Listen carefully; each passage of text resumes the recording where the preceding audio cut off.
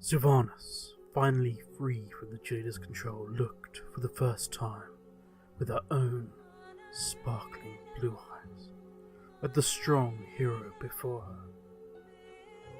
My hero. What a large weapon you... Oh! Greetings, ladies and gentlemen. Sorry, you caught me reading some unpublished Steve Dan User WoW storyline regarding Sylvanas.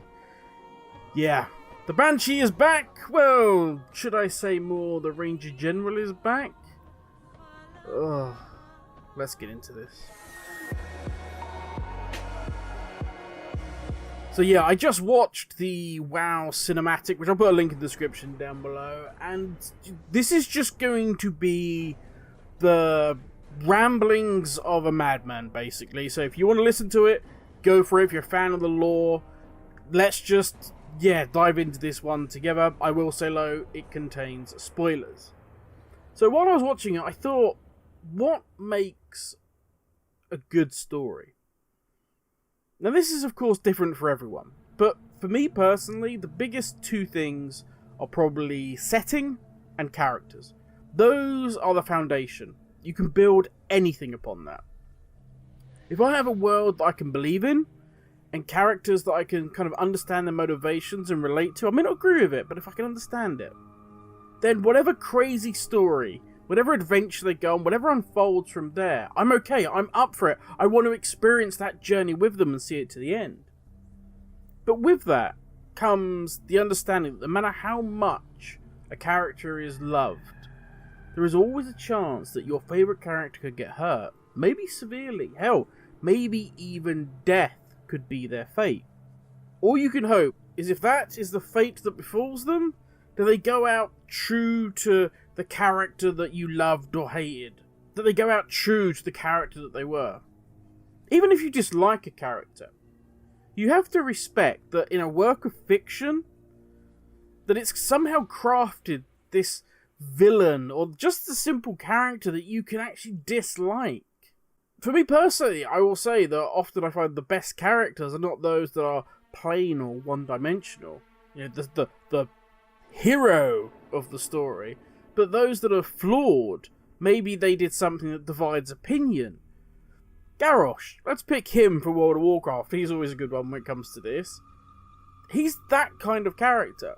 Terminator was a military target. In terms of being at war with the Alliance, it was legitimate. He even let all the civilians escape. Then he... and nuke the entire site from orbit. It's the only way to be sure. Yeah. To this day, people will still go on Reddit, they'll still go on forums, they'll still be in Discord talking about if he did something wrong. To me personally, I find the more interesting question, not whether he did something wrong or he did something right, but what he did with regards to the bombing of Terminator, was it in keeping with his character? Personally, I think bombing Theramore, there was nothing wrong with that, it was a military target, but in terms of it being in keeping with Garrosh's character, I don't think so. I don't think it's something he would have done. Honor was everything to Garrosh. Until, as is the way with World of Warcraft, sadly in recent times, the story no longer required him to be. And so a great character, be it loved or hated, was put to the fires of storytelling. Now you may be asking, Grim, we're talking about Sylvanas here, why bring Garrosh up? Because, sadly, and it's been on the cards for a while, the next character we put upon the fire of storytelling is the Lady Windrunner. Because sadly, the way it's being told is everything Sylvanas did, once reborn as the Banshee, she did simply under the control of the jailer. But now she's free. Now take a second to really think about that. Now, a lot of people have said, nope, the moment Sylvanas was turned by the jailer was when she jumped. She was then bound to the jailer's service. Okay. But we now know that as soon as she was touched by Frostmourne, her soul was split. She no longer had that Ranger General inside of her, that voice. But even if we take it that Sylvanas became the true Paul of the jailer when she jumped from the very top of ICC, and from that moment on, everything she did was in service of the jailer, then it ruined so much of a great character's arc. Simply put, although sadly these actions are now canon, we all know this isn't true. We all know this has simply been retconned to make for Shadowlands' story. Oh, you don't know who the jailer is? Well, they were there all along, but you just didn't know. And sadly, once again, a character's actions are twisted just to suit this story. Oh, she burned the tree, but that's because she needed bodies. She needed people to die. All it was ever about was war. Once she was under the jailer's sway, it was all about up the body count, conflict, war, chaos, everything to feed the jailer. Which is interesting because after she jumped from ICC was when she decided that Forsaken were not just a quiver to be wasted. They weren't just mindless bodies to be used in her schemes or the schemes of others. It's after jumping that she advises Garrosh against Theramore, because she fears the Alliance will attack the Forsaken. And it's Garrosh who says, well, if they do, we'll deal with them. Doesn't sound like somebody that just wants chaos and war. But now, thanks to the jailer having no more need of the Banshee Queen, she has been made whole again. The Ranger General, noble in spirit and deed, and the Banshee Queen, foul and evil, born of the jailer, have now been combined to one. And in the cutscene, she awakens, intent on aiding us? Maybe just simply intent on finding her love, Nathanos.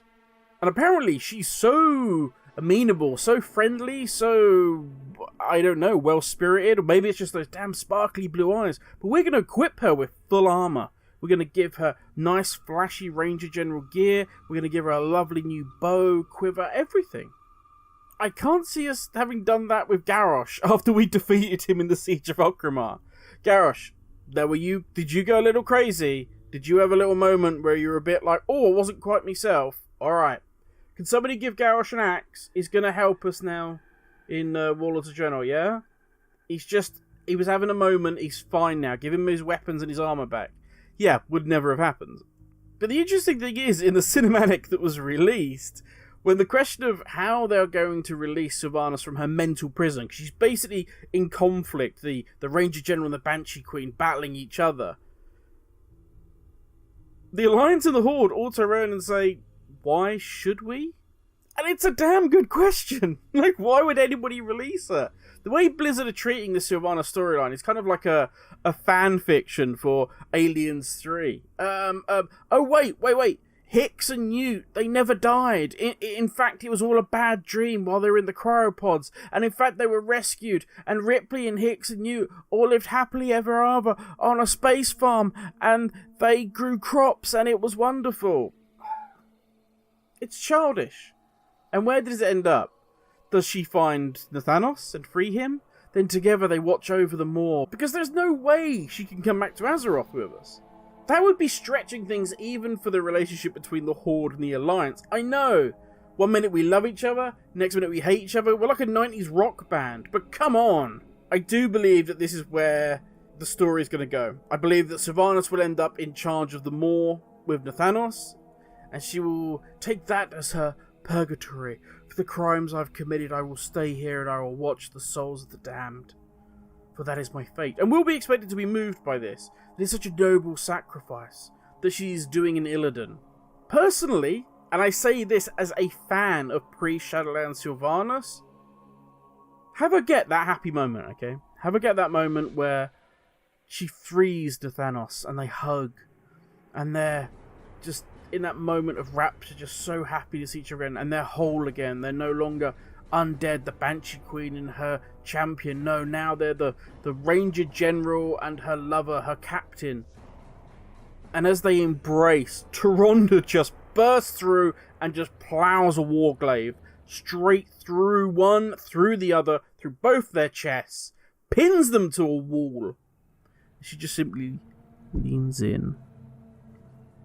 She leans into a dying Sylvanas, and in her ear she whispers, "Never forget, never forgive. This is for my people." That's the way I'd end it. Then that could lead into some interesting conflicts in Azeroth. Anduin, now freed, could be, why did you do that, Tyrande? if you can't forgive her, then how can you ever forgive me for the things I did? Terrellian is regent of Stormwind. Currently, he'd be going, I think you're all corrupted. Whatever happened over there, not a fan of it. I'm going to call the Army of the Light, and we're going to take over and put the whole of the Alliance territory under martial law until I can figure out what on earth is going on. And then Taronda could just be like, peace out, forget the lot of you, I'm off to go and rebuild or find a new city for my people. Putting distance between the elves and the Alliance. It could lead to all sorts of interesting conflicts. Instead, I fear we're just going to get the rest of Steve Denuse's Sylvanas fanfiction. And once again, a once great character will be thrown up on the fires of bad writing. But that's enough from me. I've been ranting and raging about this for long enough. How do you think it's going to end with Sylvanas? Are they actually going to put her to the sword? Is she going to be completely redeemed in an awful version of the Illidan story? What do you think? Put your thoughts down in the comments. I would love to read it. I do love reading lore comments. Thank you for watching, love. Stay safe, and I will catch you all in the next video. Laters, everyone.